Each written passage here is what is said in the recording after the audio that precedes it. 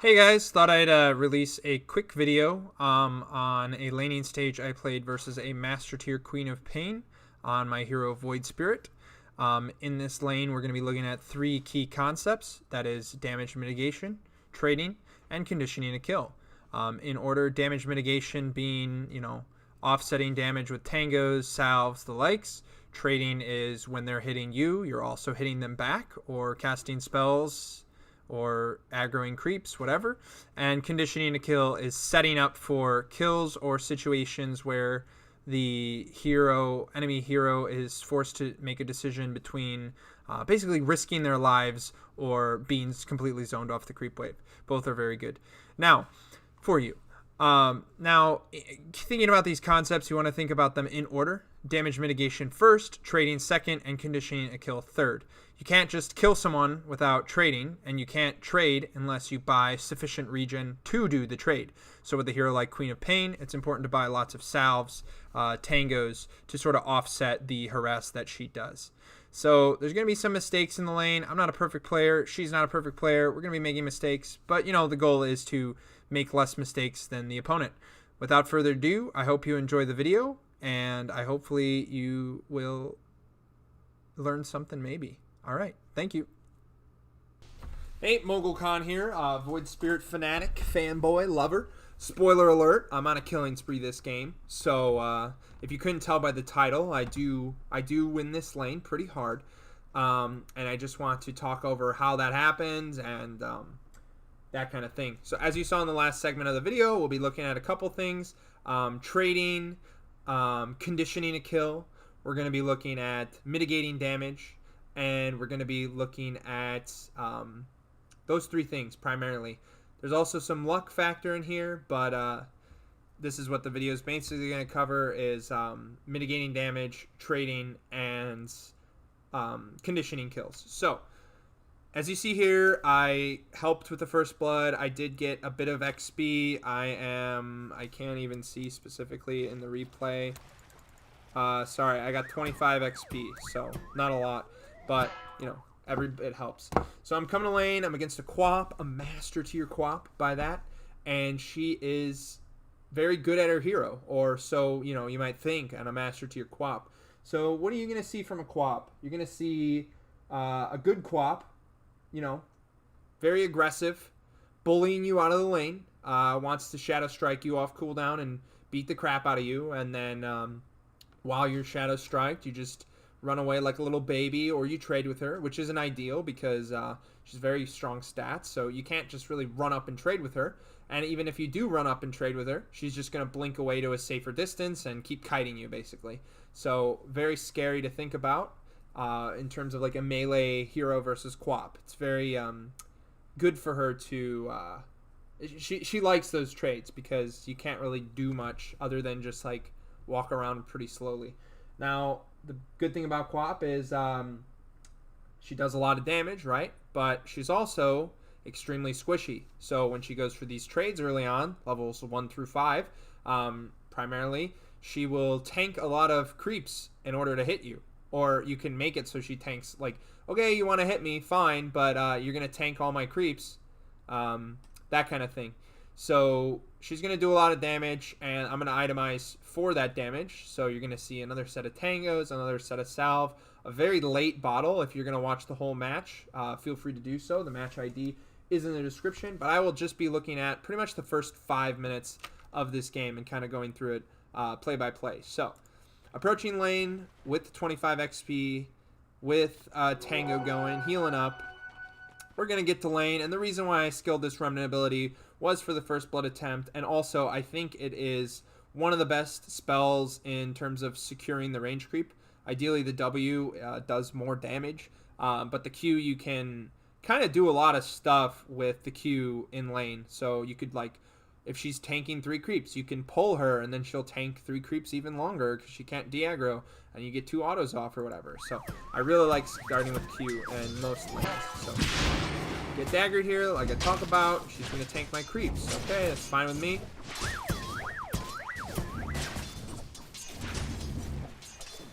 Thought you had that, didn't you? So every time she hits me, she's getting hit by 2 or 3 creeps. Keeping that in mind. Get the range creep there. I'm going to send out the salve right now. Should have done that earlier for sure. Here it comes. So I am deceptively low. I'm very low, but I have regen coming out. I'm sure she doesn't have regen coming out, so this damage isn't going to stick. Yes, she trades very well, and she is going to force me to use that regen, which is fine, but I'm itemizing for that. So I get the W here, so I can disjoint a dagger. She would probably take, I don't know, with the tower armor, right?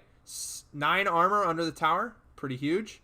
Actually, I think I have the buff twice because it's a bug, but I have 6 armor under the tower, which is a lot of armor at this stage in the game. So probably even with 30 HP, she'll take 2 autos to kill me. Definitely will take 2 autos to kill me now. Definitely take 3 autos to kill me now. So now I'm like, okay, I can approach the lane here. Disjoint the dagger. Still tanking up even more. Probably 4 autos to kill me now. And we'll see here 1. We'll see here 2. We'll see here 3. I'm 39 HP. So I need some rolls here, boys. 3 HP, baby. 3 HP. All about that damage mitigation. That tower regen.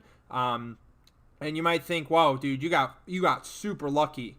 But that's kind of what the mid lane's all about, is this RNG element to it. Now, that could be in terms of what rune is spawning, what side of the rune is spawning, if supports are helping you contest those runes, high ground misses, all that stuff. But, you know, you can call it luck, whatever. But I knew the limits. I was pushing the limits. I knew I would survive with, you know, I was doing all those, you know, I wasn't doing those exact calculations, but I'm healing up under this tower with a lot of HP regen. I got the armor, all that shenanigans, and all those hits were, you know, with that 6 total armor. Now, not 6 additive, but I have 3 plus 3 with only one of these buffs. Now, she goes for the trade here. She goes for the bait, and I successfully baited her. I have the fairy fire. Boom. Missed the remnant. I should have hit her probably one more time, but oh well. Get the kill, and she gets more gold than me, so keep that in mind, and I get more XP because I get the kill first. She gets more gold because I think the tower and I had more unreliable gold, but whatever the case may be. So I'm going to come to lane, I'm going to buy a stick. So damage mitigation, remember keeping that in mind. I have a salve, tangos, and a stick. Now she's either going to come to lane with a full bottle, she could have gotten that, or she's going to come with, you know, a salve and a null talisman. That would be scary if she did come to lane with a salve and null talisman, but thankfully, she comes to lane with just, I check her items every time. Keep that in mind. Every time she's showing up to lane, always check her items. At the start of the game, I checked her items. You know, even now, I'm checking her items. So, go for more trades. Now here's where the crazy stuff happens. So keep an eye on my creeps. Keep an eye on her creeps. It's very important in terms of how this lane is won by me. Yes, the dive was definitely beneficial to me, but the lane has not been won yet. She is about to hit level 3 off of this creep, I'm sure. So yes, I'm up XP, but she is arguably, you know, can still do a lot in this lane in terms of bullying me and stuff.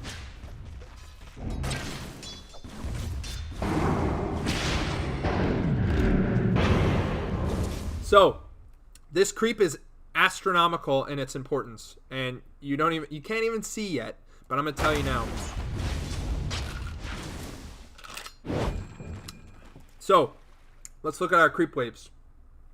I got 4. The gods have blessed me. The Dota RNG gods.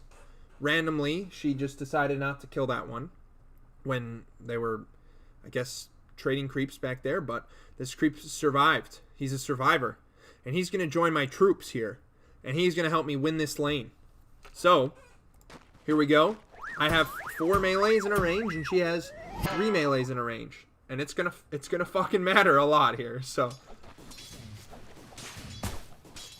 So if she aggroes me, if she aggroes me, she's going to hit 4 creeps now. So an insane amount of damage if she decides. So she might realize this. So she's like, all right, I got to kill some of these creeps. Boom, get a last hit. Now I'm going to go. So if I didn't have that creep, I'd have 2 creeps here, not 3. But now I have 3 creeps and a range creep. So if she tries to hit me now, which she does, we'll slow it down here. Get her, boys! Get her! And we'll see her health deteriorate. Glass cannon. Go for the remnant pole. Miss. She goes for the dagger. But look, when I reform here, we can kind of guess what skill she has at level 3, guys, without even looking, right? So she hasn't used her scream, so she doesn't have that. I would doubt that she has 2 points in blink, so I would assume she has 2 points in dagger and a point in blink.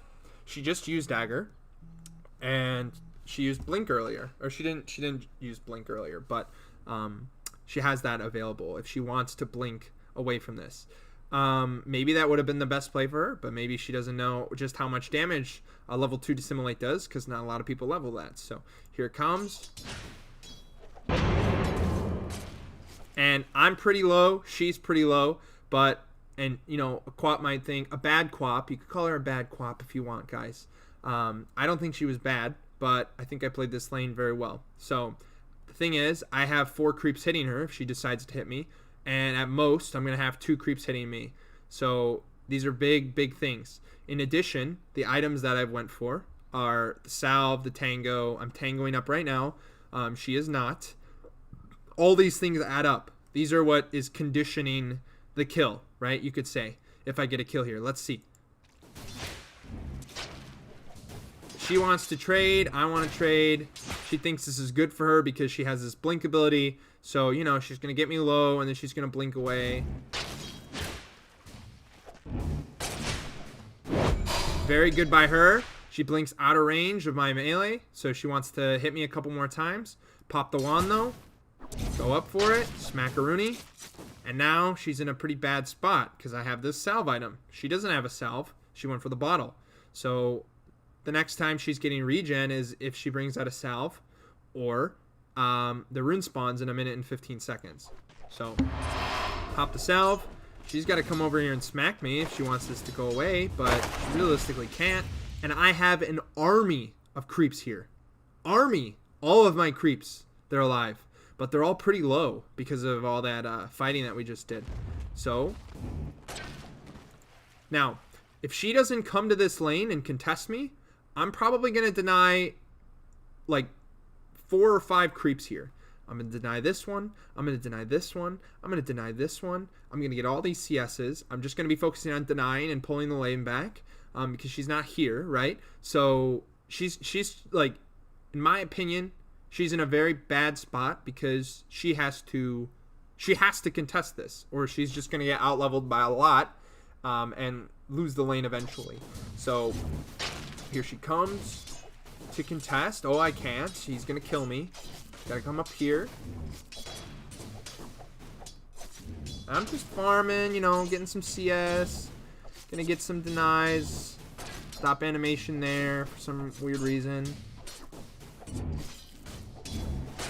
And I see her for a second.